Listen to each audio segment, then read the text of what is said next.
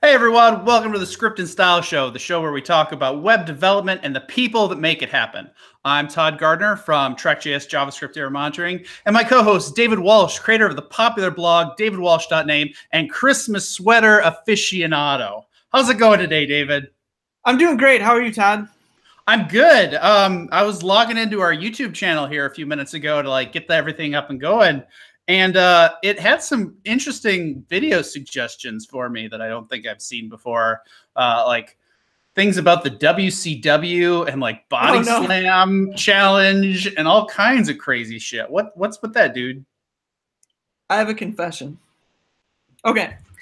I missed the show a couple weeks ago because I was in Toronto, to mentor some students, right?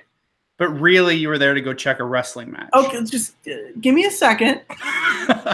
Okay, so whenever I go to the Toronto office is beautiful, right? But when work is over, I don't go to. I like going to where I go, right? I'm gonna go 20 minutes to this restaurant. No, I always go to the same restaurant in Toronto every night, and then I go back to my hotel to blog, to work, because I'm just not one of those people that goes out a lot. And while I was at this sports bar, they had an old wrestling video commercial. And instantly I was 13 again. And so I go back to the hotel.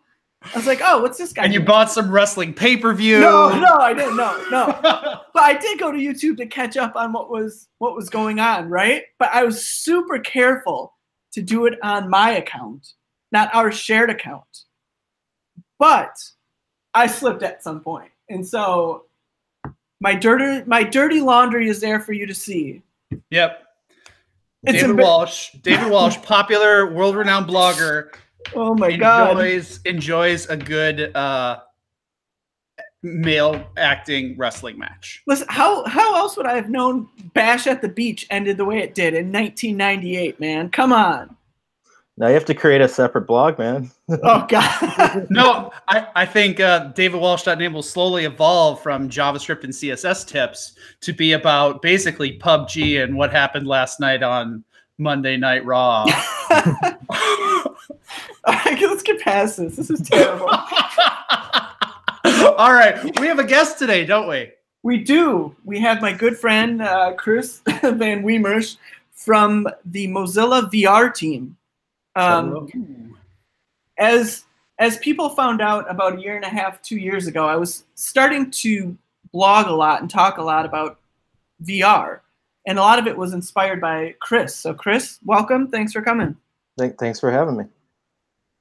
All right. So we usually start out the show the same way with people's origin stories. So no one gets to Mozilla VR team overnight. So how did you get excited about computers, web development? How did you get to Mozilla? And finally, how did you get to the VR team? Long story, but I'll start at the beginning. My dad gave me a computer when I was 4, said figure it out. And you proceeded to dump your bottle of juice on it. Right. Or it's pretty young. Yeah, so fast forward to when I was 8, I started making websites by literally copying other people and hoping I didn't get caught, hot linking images, that kind of thing. And then around age 12, I started my own business, just learning on the job. I would get free, I would do stuff pro bono, and I would pretend to know what I was doing. And then I would actually learn the tech that I needed to, and then it turned into a full-time business. So I was still in school at the time. But that kind of evolved into, I got an internship at Mozilla. I was offered a full-time job there. And this is my 5th team I've been on at Mozilla in 7 years.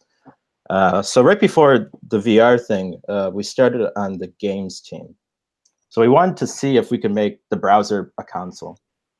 And so I worked on that team for about a year and a half. And that just naturally evolved into VR. Was Oculus Rift, can we connect it to the browser? Yes, we can. Okay, let's build a team around it. So it was a very, I wouldn't say skunkworks, but a very experimental project, right? And now it's a team of 35 people now. And so we're not just the VR team, we're the mixed reality team. So that covers augmented reality as well. So that's where we're at. Wow, that's a pretty cool path. I remember, speaking of games in VR, do you remember the Virtua Boy? Like Nintendo's awful first attempt into such gameplay. We'll get to that. Malls, yeah.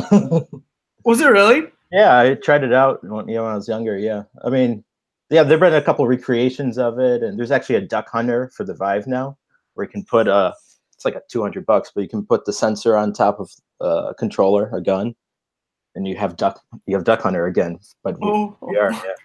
I thought Duck Hunt only existed in the beginning. As a free game for that came with Mario or whatever, but hey, we've come a long way and we've not gone very far at the same time. You mentioned that you started out through the games team. What were some of the things that the games team were doing when you started out with them? The games team was trying to prove that WebGL was the future, that 3D graphics were important for the web. So at this time, some of the folks on my team were trying to get Google and trying to get Apple to adopt WebGL. So WebGL wasn't on iPhones at the time, on iOS. And just through sheer business needs, agencies wanted to be able to have cool visualizations, ad campaigns, and they wanted to work everywhere. So it just became universally adopted. The Kronos group, kind of like the W3C, but for more graphics heavy stuff. They took it under their wing, and it's a real standard with the real team. And there's a lot of collaboration between browser vendors and OEMs. And it was really WebGL that catalyzed everything. And so the reason we can have VR in the browser is because of WebGL. Without WebGL, we wouldn't have any of this. Awesome. So, yeah, WebGL is 3D canvas for folks who are more familiar with 2D web. Yeah. So before we get into what Mozilla is doing and even WebVR, let's talk about VR as a whole, right? So like, what's the current landscape of VR? Like the Oculus has popularity, the HTC Vive gave us room scale, but beyond those two, like what's the hardware landscape right now? And are people still priced out? Is it still too early for mass adoption, or like where are we at now with VR as a whole? It's a good question. So right now you can get an Oculus Rift for $399, a Vive for $499. The cheapest, I'd say, usable mass market ready device is the Oculus Go for $199. And with that, you can use a web browser, you can purchase games, but you have only this controller. You can't walk around in a room. You don't have two hands. You have one hand. But that's all changing early next year. Oculus just announced at their last Oculus Connect conference that they'll be having room scale 6 stuff, so 6 degrees of freedom, 2 controllers, early next year, early spring. So Vive beat them to that by a couple of years. Yes, but this is untethered, and by untethered I mean there are no cords. Wireless, okay. Completely wireless, completely portable. You can put it in your backpack. With the Vive and Rift, you need to have NVIDIA GTX 970 card at least, and those PCs start about $1,000. Good ones about $2,000, $3,000, $4,000. So yeah, I mean the Oculus Quest, I think personally will be mass adoption for VR. AR is a different story. The Magic Leap just debuted kind of their first developer. I wouldn't call it developer, but it's meant for developer kit. And they also have their own browser called Helio. So that is trying to set the foundations for what a 3D web looks like in the real world, right? We've been talking about what it looks like with the headset on your face, but what does it look like with VR goggles on your face and you're interacting with the real world? So like holograms that only you can see, basically. Right. And so it's interesting you didn't mention either of the VR tech that I personally hear most about, which is either Microsoft HoloLens in the AR space or Google Daydream. It's funny you say that. Yes. So, and that's not an oversight. It's just personally, like looking at the market. there's not a huge Daydream market because they've been moved. The Daydream that you showed, we call it a clip-in. Yep. Right. So you need a phone plus the viewer for that Daydream viewer. Daydream's been putting their effort behind the Lenovo Mirage Solo, and that has kind of room scale capabilities, so you can walk around without cables. It's not completely room scale. You only have a 3DOF controller, one controller, but it gives you a good sense of where the tech's going. So Oculus Quest is kind of the, I'd say, taking the Oculus Rift and making it portable, making it rival what we'd expect from a VR headset. Because yeah, the Daydream, it doesn't have room scale tracking, the one that you have. And there's also the PSVR, which is wildly popular. Reason I'm not going to get into that too much is because we don't have the web browsers there. But it's still interesting. There's a big market there, and I mean, I go to tons of friends' places, and they bought a PSVR, but they have no interest in a Vive or Rift or Daydream for that matter. There's also Windows Mixed Reality, which is they have quite a few headsets produced by different companies, and those are quite nice because they're portable. You can fit it in your backpack, and they work really well on the Windows machines. And it works with Microsoft Edge. It works with Firefox. It works with builds of Chrome. So yeah, there's a lot of headsets on the market right now. Is what I'm getting at. Awesome. So aside from games, which is like the obvious, like typical use case, what kind of VR use cases are you guys thinking about? So there's aspirational content, as I like to call it, and then there's realistic content. Realistically, what people are using VR for is games and videos. That's just anecdotally, and if you look at the numbers, that's just where it's at. But some of that is because Steam is how most people are acquiring these games, and Oculus Home, the Oculus Store. So by nature, the games are already promoted more, and people who are gaming are buying VR. But beyond games, what I think, and I see VR being good applications for, is meditation, exposure therapy, prototyping designs. So being able to design things in 3 dimensions that would take you way longer to do in like 3D Studio Max or Cinema 4D or Maya. Live performances, performance art. There's a couple VR artists who do live performances with the Vive controllers. Health, doing, like, instead of having an actual cadaver, you can put your students can put their hands into a body and take out parts and kind of learn without having to use physical objects. And another one is cooperatively experiencing things together. So at Mozilla, we have a project called Hubs, and it's a social VR experience. So you can draw things together. You can slap on GIFs, videos, images, and you can just kind of throw objects towards at each other or pass things and navigate into different rooms. And it kind of adds this. It makes you realize that, okay, there are game-like mechanics, but it's not an actual game. You can use it for a meeting. You can use it to illustrate something that would be hard otherwise with Google Hangouts, for example. Why would I use it for a meeting? Like, what's the use case behind it? So we've already heard that people are using it for meetings, and the reason for me is you can hear multiple conversations, and multiple people can be talking at the same time. So right now, you and I have to take breaks. We can't talk over one another. But in Hubs, multiple people can be having conversations, and if I go closer, I can hear the conversation, but I can go start another conversation on another side of the room. And that's something that I never really thought about until it was built. And I realized, okay, that's, besides the novelty of being able to see people in VR, that's an added benefit that I don't see in any other 2D applications. Yeah, it's not as much a meeting. It's like a VR cocktail party. Yeah, you can wander around and mingle with other people and start new conversations. That's cool.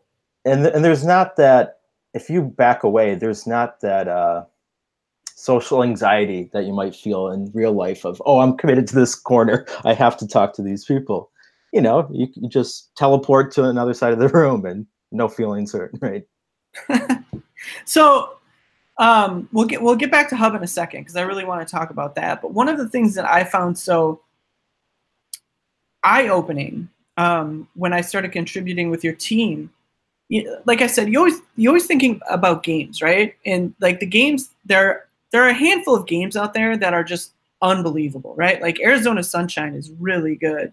And then there are some like smaller games, like smaller VR basketball games, baseball games. Audio Shield's really good, but I sort of expected that. What I didn't expect was to go through some of these experiences that weren't so much games, just they put you in a position to interact with an environment. And that's where I understood where VR could go, like why it's important more than games. For example, my grandparents are never going to have they'll never push themselves to visit Italy, but if you could go through a VR tour of walking down the streets of Rome, I think that could still have like a really huge impact on people. And so whenever people poo-poo VR to me, I'm like, it's not just games and it's not just adult movies. It's, it puts you in a position to experience things and feel something different. That being said, Mozilla started implementing WebVR, and you were actually one of the co-authors of the spec. Like, what was that? Had you ever written a spec before, or what was that like? What drove you to do that? Yeah, I had never written a spec before, but I reviewed a lot of specs, and I've written code from specs. I find that specs and MDN are, and obviously David Walsh .name, because you can't avoid it in the Google searches, are the way I like to build things. And so I like to refer to the docs, to the spec, the authoritative source. But kind of, I participated in it out of necessity. This all started with Vlad Volchevic in 2014. He wanted to see if we could get Firefox to render VR content, right, with Oculus. And he partnered with Brandon Jones at Google. And so this was both of their first specs. Vlad worked on WebGL, invented WebGL. But this is the first cooperative spec we had worked on that was not officially W3C spec. So it graduated into a W3C spec and a community group and now a working group. So this is all under the Immersive Web working group right now, the W3C. But when we started, this was just trying to take the full screen API and make it work for VR. We were just hijacking, we were overloading the full screen API. So a couple folks, including myself, had to sit down in a room and say, okay, how can we make this a real thing? Because Edge and Safari are not going to implement this. We need to make this, we need to really think this through. And so that led to conversations. We had a W3C workshop where we had about 30 different speakers. It was an awesome event at the Samsung Center. And that was really what I think brought life into the VR and AR efforts. That was the first time I saw every company, including companies who haven't been in the spec, haven't been participating in the spec, they were there representing their companies. And that to me was a sign that this is going somewhere. You can't ignore it. I mean, it doesn't matter the form factors that we see or that we're using today. The 3D web is happening, undisputably. So you mentioned the early days. What worked back then, and what did you learn wasn't going to work, whether it be VR or just VR in the browser? It's a great question. What I wanted to work was CSS in VR. I wanted to be able to write CSS for the UI because WebGL, there's a steep learning curve. I can't pretend to be an expert in WebGL. People use 3JS and A-Frame to build WebVR content, but we we need to be able to create simple UIs that work in VR. And CSS to me is a good model for that.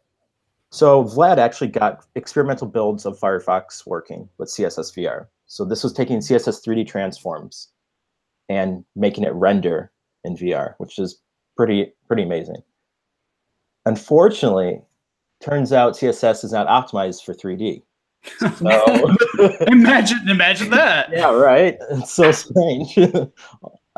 So we were filing bug reports like scrolling a scrollable iframe projected, in 3D with 3D transform takes a minute and a half to scroll 10% of the page.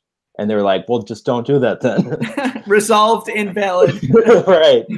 So it was difficult to get those things fixed, and there was no standard for it. So we were asking for things that really there's no provable reason why we should do this. There's no justifiable reason. That's not to say that it won't come back in some form with the now immersive web working group. But at the time, it was an experiment, and it's something that I thought could ease web developers into VR and AR. This was all before A-Frame. So this whole experiment informed A-Frame. I mean, we had an actual browser that was 2D and VR built on CSS VR. So this is 2015. And so this evolved into building A-Frame as a web components-based way of designing VR games and applications. So Mozilla jumped in and started A-Frame. Is that correct? Yes. So it was a couple of us, about 4 or 5 of us. We sprinted to get it done. We demoed it at a conference, TCI conference, released the source publicly open, and within 48 hours, we had about 40 creations that people had submitted to us. That was crazy to me because I didn't know there's an appetite for that, because why weren't people showing WebVR stuff before that, right? And the answer was this lowered the barrier to entrance. People who knew HTML and a little bit of JavaScript saw this as approachable, and that was the whole idea, was to take web developers and let them build 3D things. So what type of things can somebody create with A-Frame? What we've seen people create are, I'd say mostly, I don't want to say imitations, but adaptations of native VR games. That's probably the most common thing we'll see.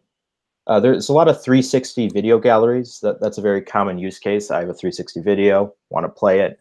I don't want to have to deal with all the underlying JavaScript.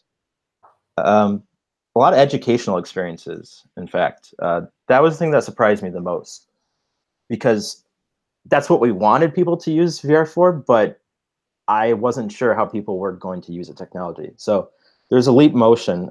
If you're familiar with this, if you're not familiar with this, you put a sensor in front of your headset, and you just move your hands out. So you don't need a controller. And some university students built something called Cadaver VR. And so you would reach your hands into a body, pull something out, look at it. And I thought that was a pretty interesting use of A-Frame. So those kind of things, relaxation, very ambient music, atmospheric things. So mostly experiments, I'll say, but that's not to say that WebVR can't be used for other applications.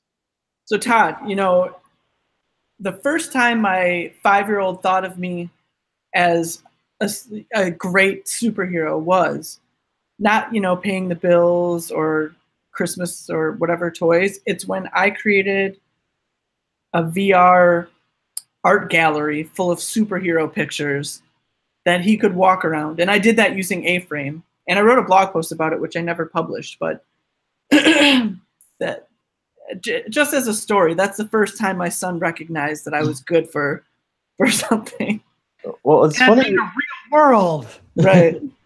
It's funny you say that, because a lot of people have asked me, can I build my own worlds?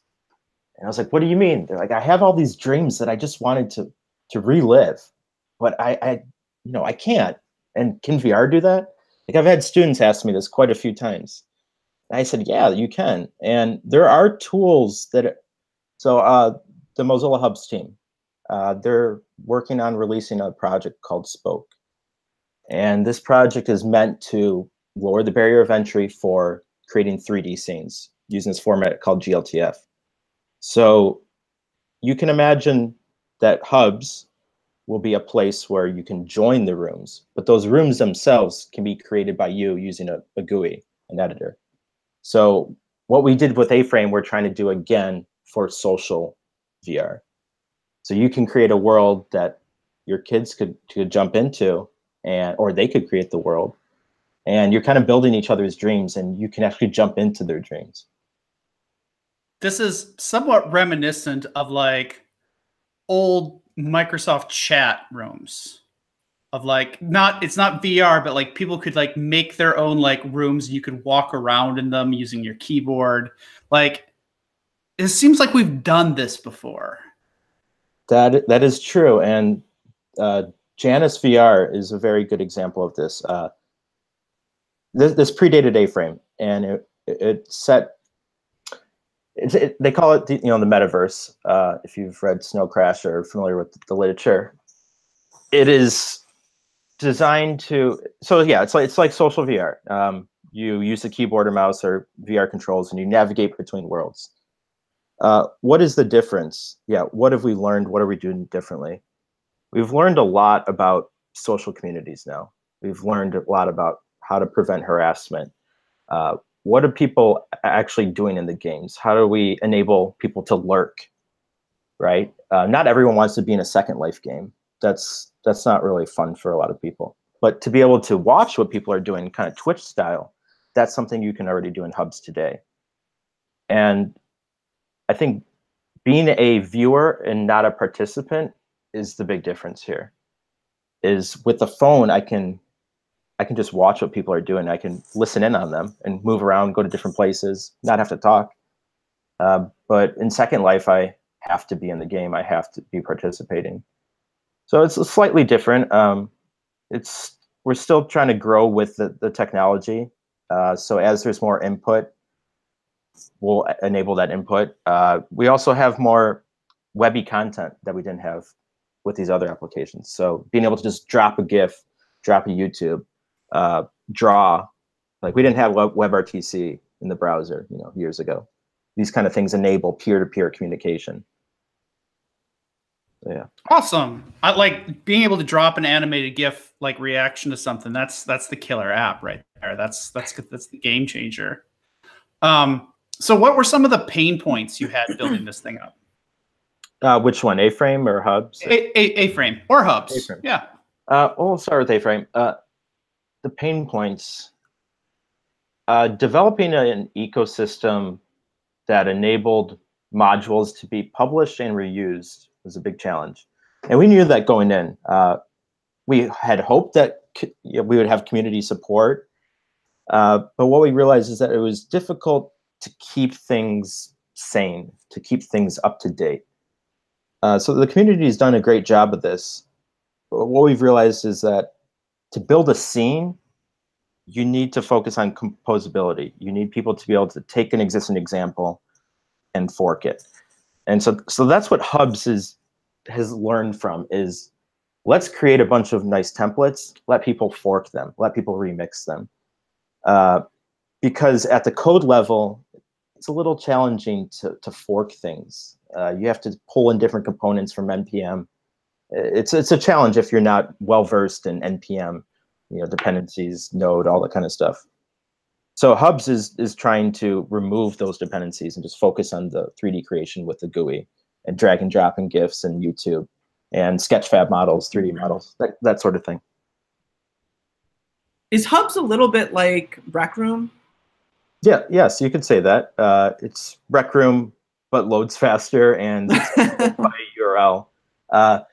The key difference is Hubs, you send a link to someone and they join Hubs. Rec Room, you join a lobby and you join a game with other people. So hubs, because of the privacy and security implications of mostly privacy, we didn't want to moderate content. We are, but we don't want to be the gatekeepers of, you can only say this thing, you can only be in this place. It requires a full-time staff. So what we've decided to do is have a separate room for a separate experience, and only your friends can join that. Anyone who has a URL can join that. So in that way, it's different than Rec Room. What's the hardware barrier of entry? So you can use an iPhone 6. It's been tested for iPhone 6. iOS 11 and up. Android, not sure exactly which version, but it works on Android on pretty much every new Android phone. Works on Gear VR, Oculus Go. So all your low-end VR devices, and it doesn't have to be VR. You can do this on your desktop too. You can do it on a Mac. Any PC that doesn't have VR, you can still join and have your audio, your mic, and hear things. So and you just walk, if you're just joining with your desktop, you just like walk around with like a window into the view? Correct, yeah. You just use keyboard and the mouse to pan around, and with your phone, similar thing. And with the 3DOF, like the Oculus Go, you teleport. So you click this button and hold, and you press trigger, and you jump to places instead of walking in the room with the Vive, for example. So when I was contributing to this project, and it was probably close to 2 years ago, there were like 5 of you. That's true, yes. So like, how big is the team now? And how were you able to, go from that team to this big team and accomplish something as big as Hubs? It's a great question. Yeah, it started off as 4 folks. It grew to about 35 right now. And we have some great leadership. Lars Bergstrom, our director, he really saw the potential in this and organized our teams in a way that we could get things done. So I moved off of spec work, for example. That enabled me to get things done on the content side of things. Casey Yee, we were all working on A-Frame way back, back in 2015, 2016. He was able to work on the Unity project, so exporting games to Unity, web games to Unity. So it was really just a change of leadership, really, because we were all our own managers, essentially. I mean, we had someone we reported to, but we had a lot of projects we wanted to do, but you need someone to help you manage the logistics and coordinate between teams, right? We needed things done on the graphics side with Firefox. Well, we're only a couple engineers. We need someone else to have those conversations. So things got prioritized. The VR market really changed things too, because we weren't there on iPhones and on mobile on day one, but we're there in the VR landscape, in the VR market right now. We have a browser that it's still early, but we are competition now, and that's a big change. That was how we were able to get this size team, and how we're able to get approval and interest, commitment to these projects. So I've heard about Firefox Reality. How does that fit in with the rest of this? Good question. So we started with Firefox for desktop, which is Windows, because it doesn't work on the other OSs. The headsets don't work. That was shipped in 2016 in Firefox 55. Firefox Reality was started pretty recently, and that's based on Android. So that's designed for standalone headsets. So the Oculus Go, the Lenovo Mirage Solo, and the HTC Vive Focus. It's an offshoot of the Vive, but it's portable. Firefox Reality is based upon Gecko, which is the Firefox engine, but it's Gecko View. So this is embeddable Gecko. So Firefox that could be put on any Android phone and you can hide the UI, the Chrome, and that's what you have. So we're using Gecko View, and we're adapting for all the different SDKs to handle rendering versus Oculus versus Daydream versus Vive Focus, that sort of thing. So it's a full project. We have ambitions to make it an AR browser as well. So what you see today is just VR only. So it has ability to render in VR and do WebVR content, but we will do AR. And that team is, I mean, there's some great engineers and designers on this team. It's been awesome to work with them. I mean, we are working with the other browser vendors to design the spec for WebVR, for WebXR, but how a browser looks, that's up to us. We just have to make things that seem consistent with how people have been using their desktop and mobile browsers. So that becomes a challenge, is what is intuitive for people? I mean, what will not confuse people is really the question we have to ask ourselves every day. I imagine that there are some changes to what a browser would look like in VR versus what a browser would look like on my desktop. How do you make those decisions to make it consistent, but like take advantage of the new perspective that you get in VR? So what I like about VR is that there's a very singular focus. I mean, when you play a game, you're not on your phone, you're not eating, you're not doing multiple things at once, you're doing one thing. But also because you have 360, field of view, now we can do multiple things at once. So we can have 20 browser tabs, browser windows. Mm-hmm. That becomes a little dangerous because we're running on mobile hardware. So to have 20 different things going at once, the hardware is not ready for that, unfortunately. But that is what people want. There are things we can do to kind of give people a reason to be in VR without sacrificing performance. So an example would be, okay, I want to browse Reddit, but I also want to listen to SoundCloud at the same time. We can do things like that. And that gives you a reason to, or look at Google Earth with a nice soundtrack. That gives you a reason to want to put the headset on. But it's something that, right, there's not really an analog to that on the PC. So yeah, those are kind of some of the things that, tabs, being able to have cooperative browsing, right? Kind of like hubs, but being able to see what's on someone else's computer remotely, right? You're playing a game together, watching a movie together, Netflix or something like that. Those are kind of the use cases for cooperative browsing. But again, we don't know that that's something that people want yet. We need to wait for the market to kind of show that. Awesome. So a lot of this stuff, what do you write it in? Is this like Rust, like a lot of the other bits of the core, or is it in something else? Good question. So originally this was written, so Firefox WebVR desktop written in C++, and the DOM stuff is JavaScript. Firefox Reality is written in Java, Android Java, and the code, it's like the WebVR experiences themselves, that's all JavaScript. So yeah, we're writing our browsers in our mobile standalone browser, Firefox Reality, in Java. And the UI is designed in vector graphics, and we have to take those vector graphics, put them into Android Studio, and then render the UI. So there's this feedback, this kind of iteration cycle is not fast, because of having to pull things into a 2D context, into a 3D context, test it. So there's this kind of loop that I think prototyping tools will get better at.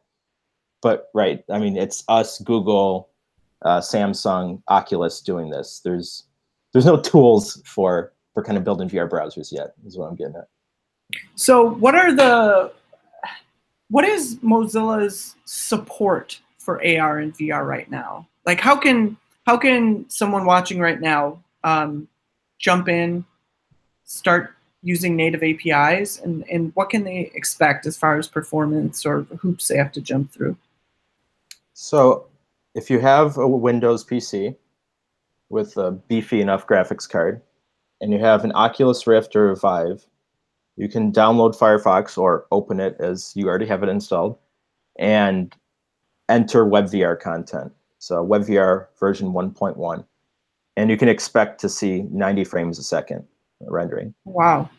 Yeah, I mean, with the desktop, it's, again, this is because of the desktop hardware and the GPUs. On mobile, it's a different story. No one's hitting 90 frames a second on mobile. We're not 64-bit yet. There are a lot of strides that need to be made to achieve that kind of level of performance on mobile. I'm optimistic that we'll get there because I think mobile hardware will prevail. It's just going to keep getting better. But the performance you can't expect in any of the browsers to rival that of the desktops. But if you want to try it today and you want to design portably, like I love designing on this. With the Vive and the Rift, it was a pain. To be honest, I tried to spend a little time in VR as possible when I had a room scale setup because it was just more comfortable to game in it, not to design in it. Right. This I can just put to my head. And for $199, you can buy an Oculus Go. I would say, early next year, buy the Oculus Oculus Quest. That will be a good developer experience and good user experience. So it depends on what people are using VR for. So if you want to use VR to get ahead of the curve and to design for the 3D web, I'd say pick up an Oculus Go today and use Firefox Reality to prototype. If you're trying to play games, I'd say stick to the Vive and Rift for now, until the mobile hardware gets better. So where do you see VR? Is VR going to be a fad and we're not going to be talking about it in 5 years? Or do you still feel like VR is gaining momentum and is definitely going somewhere? There are many schools of thought on this. I can't say one way or the other whether VR will be a fad, but if I went to Disneyland recently and Universal, and I saw how, I wouldn't say, dated the technology was. I mean, these simulator rides, I was like, this would just be so much better with the headset on. Right. And so I think if you think, what are you going to have in your house? Okay, maybe not a VR headset. Okay, maybe not even an AR headset. But there will be VR headsets in amusement parks, no question. I mean, that's pretty undeniable. I'm already seeing them at AMC theaters today, right? For movie trailers. You can go in these pods for this new movie and you have a headset strapped on. Oh, nice. But I kind of equate it to a pinball machine. People are like, why do you need a pinball machine? No one's going to be able to afford those. Well, yeah, no one actually had them in their houses. They went to places to play them. Right. So what we're seeing in Japan and China is a tens of thousands of internet cafes have been repurposed into VR cafes. So what people used to do to just check their email, they're now going to play games and other experiences, obviously, but mostly games. It's like the new arcade. Exactly. And it can be very social because you can have multiple people in the same physical reality, but with a headset on. And you can have physical objects that simulate things in the virtual world. And so, yeah, I don't think it'll be a fad. I mean, if we look at the Asian markets right now, it's not a fad. It's already a way of life and entertainment. So I do think Northern America is a little behind in that. Europe is adopting VR, I'd say, a little quicker than I'm seeing in the US. But yeah, I think the two will kind of converge into something. The question is, do you want an AR headset strapped to your head? I don't know about you, but my relationship with my phone is already a little tenuous. I don't know if I want to add another layer of that. What I like about VR is that it feels like I'm in a cinema I am doing a single task in someone else's world, and then I put it down. That's not how I use my phone. My phone is utilitarian, but also recreational. So we have to be careful when we're designing these things to not make them too addictive, really, because we don't want it to be a replacement for reality and real relationships. So part of the reason I asked that question is because when I jump on the Steam store, as you do, a lot of the experiences or games are essentially the same. There's like 50 versions of every, shooter. There's 50 versions of ping pong. How can we take VR further? What's the next step so that not all experiences are alike?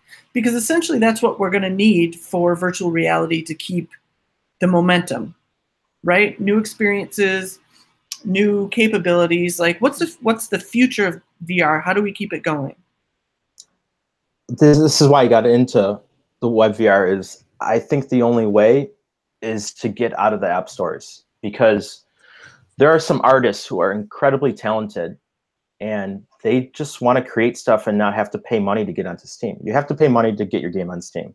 End of story.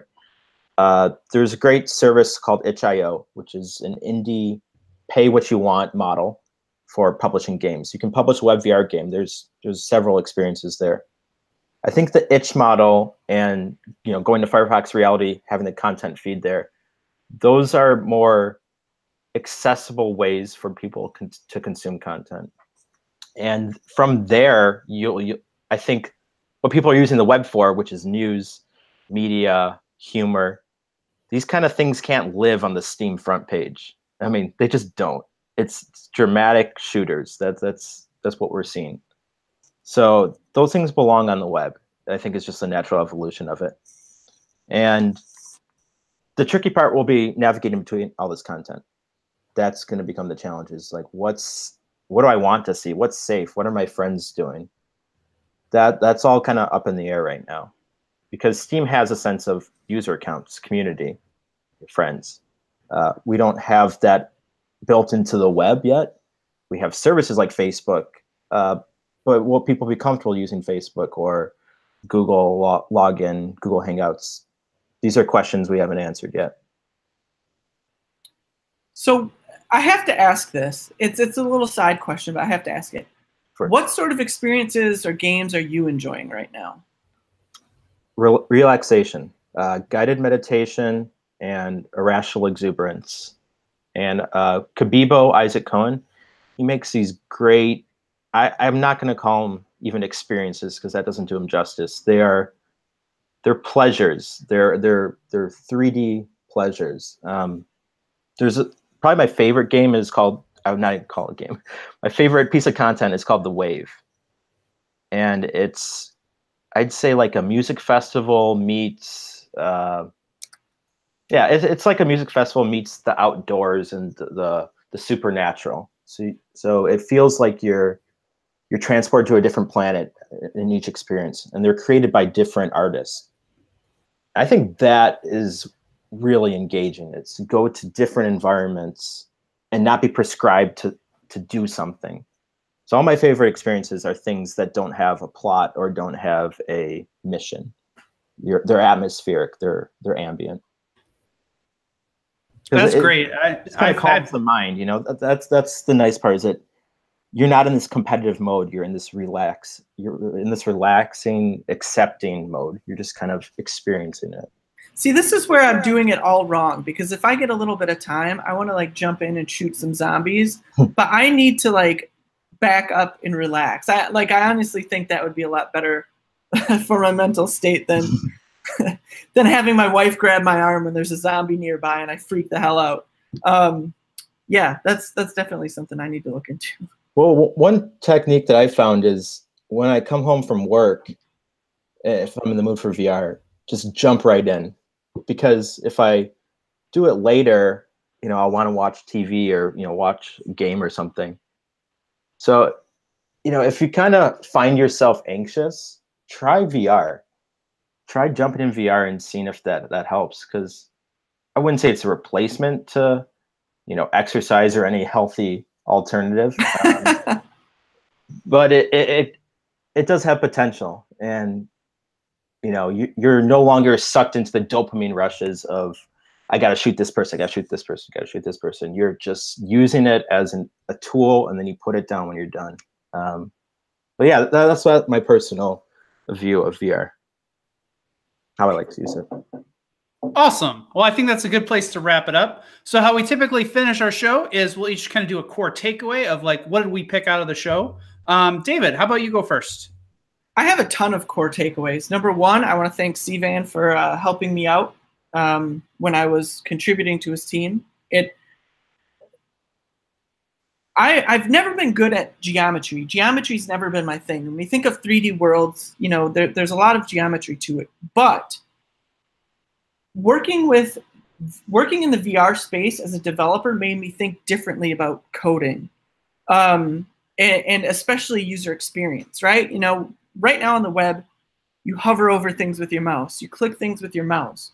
For example, in VR, and I forget the term, Van will know it right off the bat, but instead of, you know, clicking at things or even using remotes, you can just look at things. And if you look at it for a long enough time, it like selects it, that sort of thing. It really makes you think about interactions from a programmable standpoint, and how they can affect user experience. I've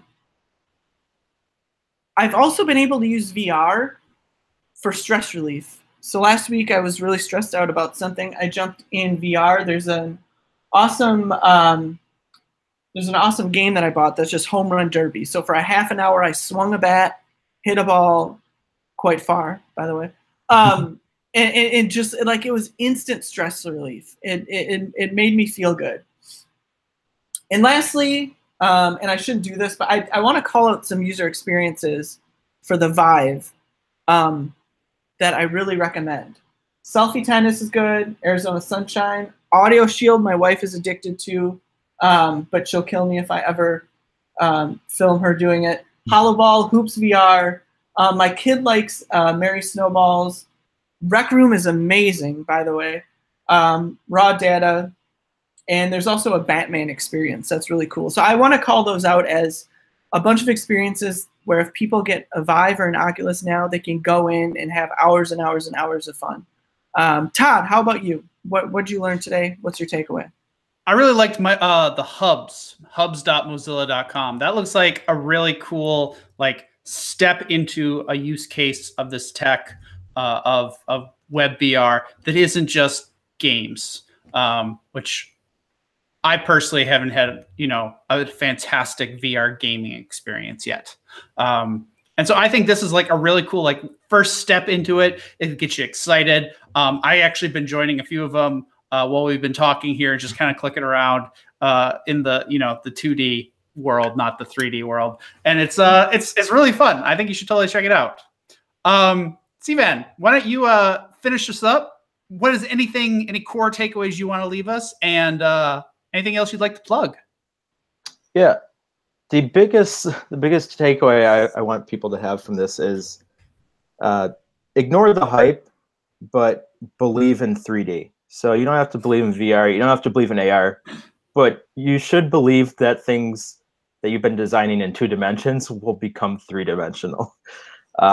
Web developers need to pay attention to this because it's going to happen and someone else will beat you to it. So learn 3D skills. It doesn't mean you have to understand the math, just learn the tools. When it comes to doing web development, WebVR, take a look at 3JS. If you're an artist, take a look at TiltBrush, take a look at Sketchfab, take a look at Hubs. These are great places to start if you're an artist and you want to get into the 3rd dimension. And the last thing I'd say is you can make money doing this stuff. And just because it's the web doesn't mean you have to give away your work for free. There are services like Itch that you can accept money. You can accept money with Stripe, Apple Pay. There are ways to make money off of this stuff. So don't think this is all, you know, us trying to get experiments for free just to make VR browsers look cool. There are monetization opportunities out there. And the last thing I'll say is, if you're in any industry that's not gaming, get in now. Movie trailers, design prototyping, performance art, health, anything. The web is a great place to do these experimentations. Awesome. Well, thank you so much for coming on the show. I think we had a great conversation today about VR on the web. We are off next week. I'm going to be on vacation, so that we are not going to be doing a show, but we will be back on October 25th. We're going to talk more about games, specifically games with JavaScript and the Excalibur JS framework. We're going to have Eric Onnerheim and Kamran Ayub on it, who are the maintainers of that library. I think that's going to be a fun show. Until then, thank you so much for joining us. I've been Todd Gardner from Trek.js, and my co-host, David Walsh. Adios. And Chris Van Wiemeersch. Thanks, Todd. Thanks, David.